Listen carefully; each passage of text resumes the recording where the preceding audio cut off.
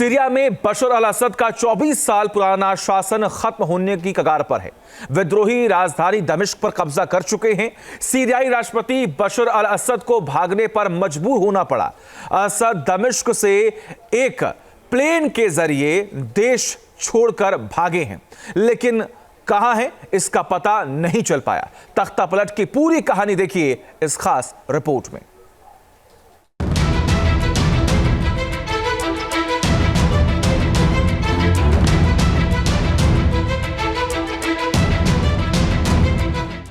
Syria में गदर, कहां भागे बशर अल असद। मिडिल ईस्ट में युद्ध का नया मोर्चा खुल गया है। सीरिया में गदर मच चुका है। विद्रोही और असद सरकार के बीच बारूदी मोर्चा खुल चुका है।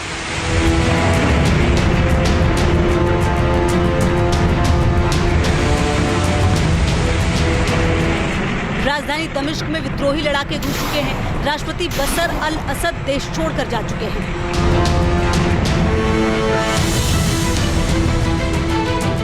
विद्रोहियों के डर से असद और उनका पूरा परिवार देश से भाग गया है।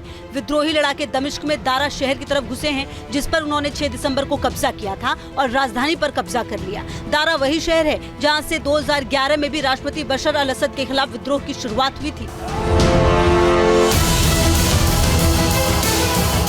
अभी तो चल रहे गदर में सीरिया विद्रोही और असद सरकार शामिल है, लेकिन आगे इस जंग में रूस और अमेरिका जैसी महाशक्तियां भी टकरा सकती हैं। हालांकि ताजा विद्रोह में अमेरिका ने अपना हाथ होने से इनकार किया है। मैं यह मांग कर रहा हूं कि अमेरिका, सीरिया, रूस और ईरान के बीच संघर्षों में शामिल न हो। यह हमारी लड़ाई नहीं है। हमें दमिश्क या इसमें शामिल किसी भी अन्य पक्ष को एक भी पैसा नहीं भेजना चाहिए। हम व्हाइट हाउस में बैठकर युद्ध समर्थकों को तीसरा विश्व युद्ध शुरू करने में सफल नहीं होने दे सकते।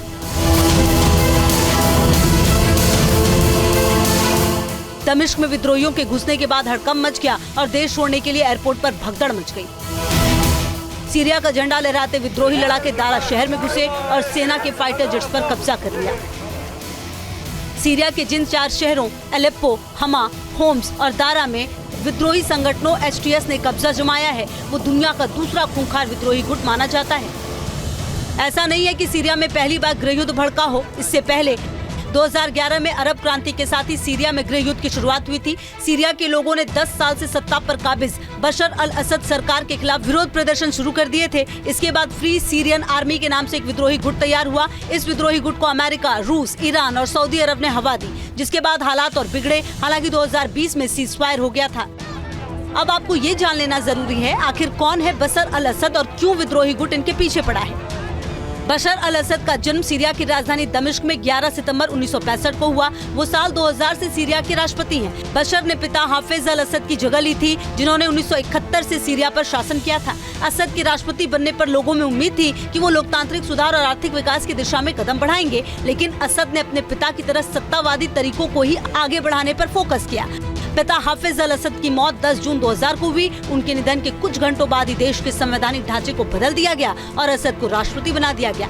सीरिया में राष्ट्रपति बनने की न्यूनतम उम्र 40 थी, जिसे घटाकर 34 कर दिया गया, क्योंकि उस समय असद की उम्र इतनी ही थी।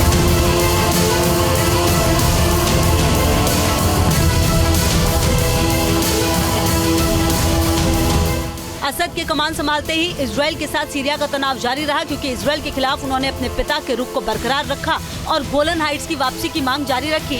इसके लिए असद ने फिलिस्तीनी और लेबनानी हथियारबंद लड़ाकों यानी हिजबुल्लाह का समर्थन किया। अमेरिका के साथ संबंध तब और बिगड़ गए जब असद ने 2003 में इराक पर अमेरिकी हमले की निंदा की और खुले तौर पर अमेरिका के खिलाफ भाषणबाजी से असद के सुपर पावर से संबंध बिगड़ते चले गए। अब सीरिया में फिर उथल पुथल मची है। विद्रोहियों ने दमिश्क पर कब्जा कर लिया है। बशर अल असद देश छोड़ चुके हैं, लेकिन इस गृह युद्ध में अमेरिका, रूस का हस्तक्षेप भी देखा गया है। खबर है विद्रोहियों को अमेरिका का समर्थन है, तो असद शासन को रूस सपोर्ट कर रहा है, लेकिन खुले तौर पर दोनों देश इससे इनकार कर रहे हैं। न्यूज नेशन अब व्हाट्सएप पर खबरों की ताजा अपडेट के लिए न्यूज नेशन के इस QR कोड को स्कैन करें।